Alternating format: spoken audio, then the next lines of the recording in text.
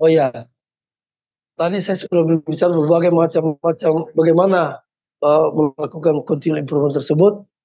Nah, ini saya memberikan contoh beberapa subjek yang terkait dengan upaya perbaikan tersebut. Tadi ada pertanyaan dari eh, peserta, apakah mahal? Saya katakan jangan bicara mahal, lihat dulu. Bisakah melakukan improvement tanpa melihat ini? Ini ada subjek. Kalau bisa, apa ilmu tersebut? Mungkin sudah dimiliki di sini. Kalau sudah memiliki ini, ya tidak perlu lagi mahal. Sudah punya ilmunya, sudah mengerti ini, sudah mengerti, ya tidak perlu mahal lagi kalau sudah memiliki ilmu ini. Atau ada mungkin ilmu improvement yang di luar dari sini sudah dimiliki, ya berarti tidak perlu lagi mahal. Mahal itu kalau belum memiliki. Tapi walaupun ini belum memiliki, tidak perlu mahal, belajar bertahap.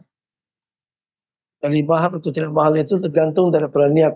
Kalau kita belajarnya lama baru mengerti, jadi mahal.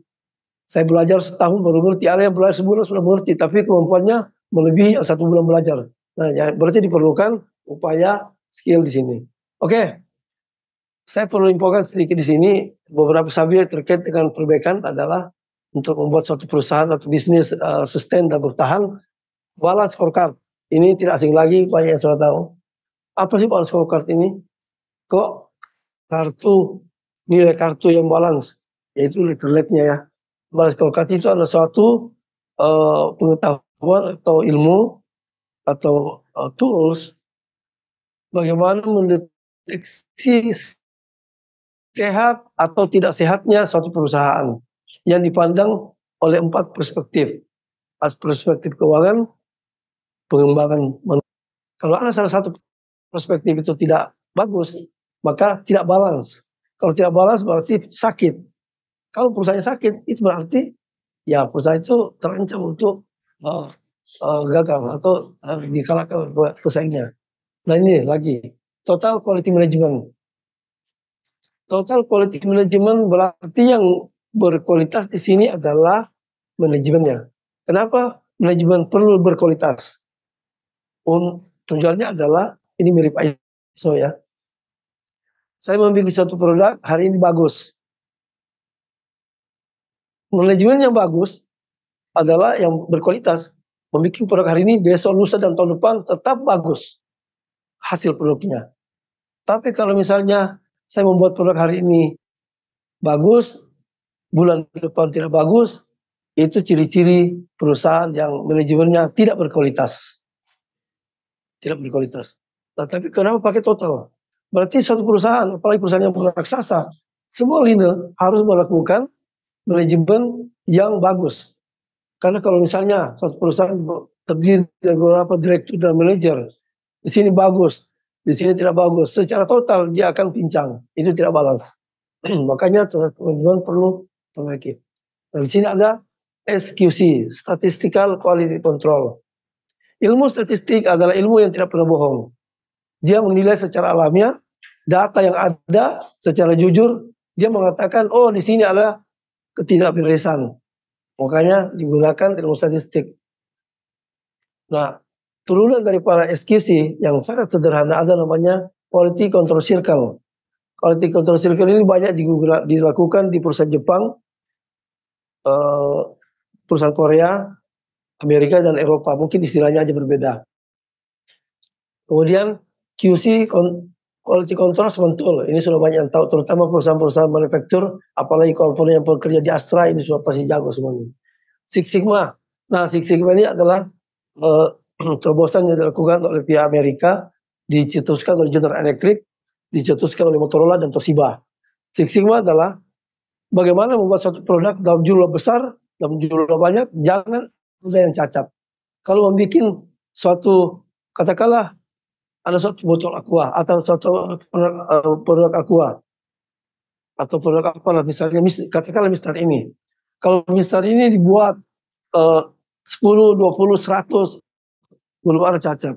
Tapi kalau sudah dibikin 1.000 sudah boleh ada 1, 2 yang cacat. Bagaimana kalau 1 juta Mister ini dibikin? Six Sigma mengatakan tidak boleh ada dalam 1 juta produk Mister tidak boleh ada cacat. Dibolehkan hanya 2 atau 3 berpotensi cacat. Itu Six Sigma. Bagaimana menjalankannya? cukup lumayan, memerlukan skill di bidang statistik dan upaya skill engineering. SPC ini sama dengan SQC, yaitu mengontrol suatu sistem secara grafik. Nah ini yang menarik nih, design of experiment. Misalnya Bapak hari ini membuat suatu botol yang bentuknya botol aqua. Terus tiba-tiba ada customer lain meminta, Pak bikinkan saya botol. Ini kan perusahaan botol, iya. Bikinkan saya botol yang bentuknya mirip dengan jerigen. Berarti sistem proses yang ada di lapangan itu berubah. Baik secara molnya, dice-nya, cetakannya. Bahkan materialnya pun berubah. Sebelum produksi massal, itu diperlukan namanya trial error. Nah kalau trial error tidak menggunakan DO, direct eksperimen, bikin dulu materialnya, dicoba berhasil nggak, kalau tidak berhasil dibongkar lagi, dibuang materialnya, kemudian kalau berhasil, tapi untuk mencapai berhasil itu lama, biasa mengambil waktu sampai 2-3 bulan. Dengan desain eksperimen dimasukkan data-data yang dimasukkan dalam parameternya di komputer, software dari itu akan memberikan informasi bahwa parameternya demikian dengan mengikutinya itu, sehingga tidak terjadi kalau misalnya perubahan dari botol aqua menjadi jerigen, mungkin dirubah dalam waktu 1 bulan 2 bulan. Kalau menggunakan DOE mungkin diperlukan hanya 2 atau 3 hari langsung bisa berhasil. Jadi mempercepat. Nah ini yang sering menarik, industrial engineering. Banyak lulusan teknik industri di universitas, tapi rata-rata mereka tidak sadar dengan ilmunya. Industrial engineering adalah strategi mensiasati bagaimana bekerja efisien, cepat, tepat waktu. Total productive maintenance penting. Suatu perusahaan yang banyak mesinnya, kalau mesinnya selalu bermasalah, maka dia akan tidak bisa bekerja optimal karena kalau rusak. Nah ini ada Pillownock effect analysis, adalah bagaimana mendeteksi dini suatu produk berbahayanya akan terjadi cacat atau kerusakan. Oke adalah next. Oke. Ini subject improvement ini, oke, lanjut. Saya berharap materinya nanti diberikan kepada para peserta. Nah ini dilihat apa manfaat antara terhadap penggunaan improvement ini. Kita lihat secara individu semakin bersemangat melakukan perbaikan. Kedua, dia lebih kompak dalam bekerja. Yang ketiga, dia lebih banyak membantu sistem manajemen dan tim kerjanya lebih bagus. Dari perusahaan, dari sudut pandang perusahaan, manfaatnya ini adalah memperbaiki produktivitas, kemudian meningkat kualitas, sistemnya menjadi bagus, dan bisa mencapai target, dan yang paling utama ini meningkatkan profit perusahaan. Lanjut. Ini tadi sudah, lanjut lagi. Ini tadi sudah saya sebutkan di atas, saya bisa ulangi lagi bahwa apa yang smart, menjadilah pebisnis yang smart dan profesional, yaitu yang memiliki karakter integritas yang bagus, jujur, memiliki kemauan kuat dan keahlian, sehingga bisa menguasai pasar. Pasar yang ada itu ada 3 macam pasar biasa, common market, hidden market, dan create market. Saya mau jelaskan di sini. Create market adalah jarang dimiliki oleh perusahaan. Bagaimana menciptakan pasar? Contohnya kita bikin, katakanlah saya punya perusahaan aqua, tapi ternyata setelah saya jalan-jalan, orang ini ternyata dia nggak butuh aqua saja, dia juga butuh 9 kue. Saya bikinlah kue, padahal itu dia nggak butuh. Setelah saya bikin produk baru, saya bikin eksibisi di suatu tempat, ternyata orang lewat, oh ternyata dia membutuhkannya. Jadi menciptakan pasar adalah kita mengimajinasi masyarakat itu membutuhkan apa sih, atau suatu industri atau suatu apa membutuhkan apa. Nah kita bikin. Memang risikonya keluarkan investasi awal, tapi tentu ada perhitungannya. Oleh karena itu menciptakan pasar ini namanya manusia cerdas. Biasanya di sini orang-orang hebat yang melakukan ini. Tapi kalau yang hanya masuk di sini, saingannya banyak. Ini yang saingannya kurang. Oleh karena itu yang masuk kategori ini adalah perusahaan yang cerdas, yang bisa menguasai dunia. Saya coba lanjut berikutnya. Nah ini dia, sebagai contoh nih, kita mulai ya. Suatu perusahaan, apa sih target perusahaan? Target perusahaan ada profit, ya. Nah profit ini bisa ada kalau ada customer. Customer ini ada kalau dia membutuhkan kita, kalau dia mengharapkan kita, oke? Tapi kalau misalnya dia barang oke, tapi kita bisa dibutuhkan customer kalau kita memiliki perusahaan yang berdaya saing kuat. Apa itu berdaya saing kuat? Kalau kita memiliki produk yang berkualitas, produk yang harganya terjangkau, delivery time-nya oke, produk yang kita bikin itu aman dan melayaninya ramah. Nah, untuk mencapai ini, kita harus didukung oleh kegiatan continual improvement. Di sini juga ada paralel dengan ISO. ISO dengan TQM kurang lebih sama. Dengan adanya ini, maka ini bisa tercapai. Lalu ini apa ini? Dia harus didukung oleh 7 prinsip ISO. Yang terbaru ISO-nya adalah ISO 2015, tahun 2012 dan ilmu-ilmu improvement. Nah, ilmu improvement ini ada di bawah dasar namanya TQM. Semua di sini. TQM menyuruhkan ini, TQM menyuruh itu dan seterusnya. Inilah. Oleh karena itu, dengan mempelajari ini dan segala pendukung-pendukungnya, maka ini akan tercapai dan perusahaan ini akan berhasil, sukses, bertahan dan berdaya saing tinggi sehingga diperolehlah harapan dari perusahaan, harapan negara, harapan individu, harapan pemilik perusahaan adalah profit. Kenapa harapan negara? Supaya perusahaan ini bayar pajak ke negara, membayar kepada pejabat-pejabat. Kedua, kenapa harapan perusahaan? Supaya perusahaan makin maju. Perusahaan individu supaya karyawannya dapat kesejahteraan. Lanjut.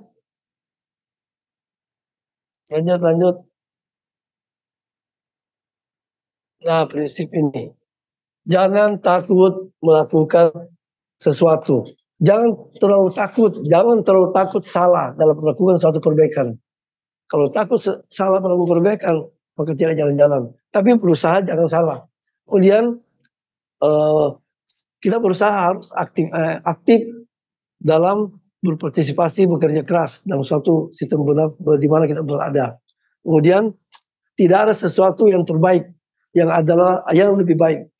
Mister ini terbaik, tunggu, ternyata masih ada lebih bagus. Tapi yang lebih bagus itu, lebih bagus dari ini ya kita perbaiki untuk menyamai yang lebih bagus tadi. Jadi tidak ada terbagus, yang ada adalah yang lebih bagus. Perusahaan kita terbagus, jangan GR. Perusahaan lanjut.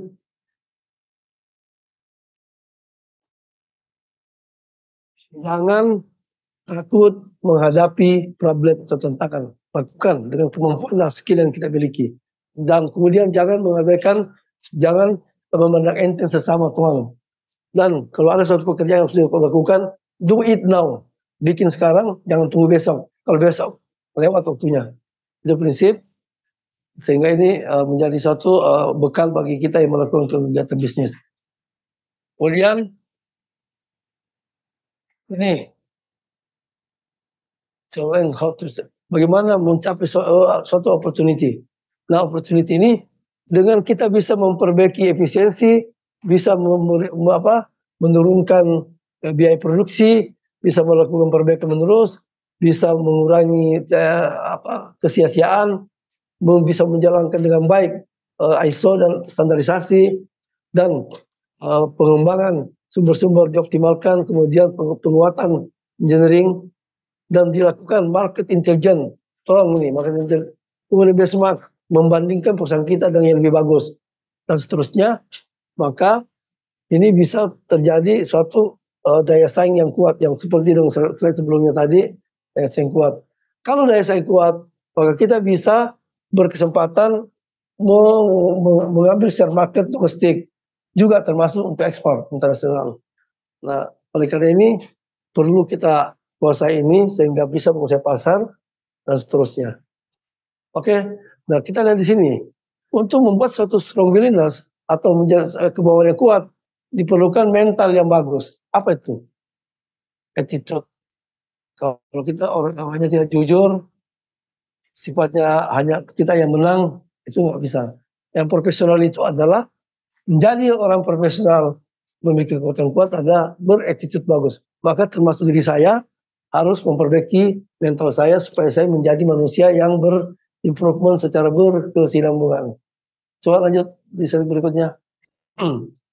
Ya ini bisnis kan hanya ada 3, bisnis barang, bisnis jasa, atau kombinasi keduanya. Atau mungkin ada lagi, silakan kembangkan. Customer-nya harus puas. Nah inilah harapan daripada suatu perusahaan untuk mencapai ke profit yang semakin meningkat. Lanjut. Nah di sini mungkin slide yang menuju terakhir ini ya, bahwa dengan adanya human resource yang bagus, dengan strategi yang bagus, dengan penguasaan teknologi, dengan kebijakan yang bagus, maka kegiatan continual improvement dalam bahasa Inggrisnya, kaizen dalam bahasa Jepangnya, amelior dalam bahasa Inggrisnya, suatu perusahaan akan bertahan sukses, bertahan lama dan tidak akan. Nah itulah disebut kisah suksesnya adalah kembali lagi dinas kondisi confidence dan bisnis climate, jadi lingkungan bisnis yang semangat semuanya sehingga menjadi suatu sukses dan merdeka, kemerdekaan dan sejahtera.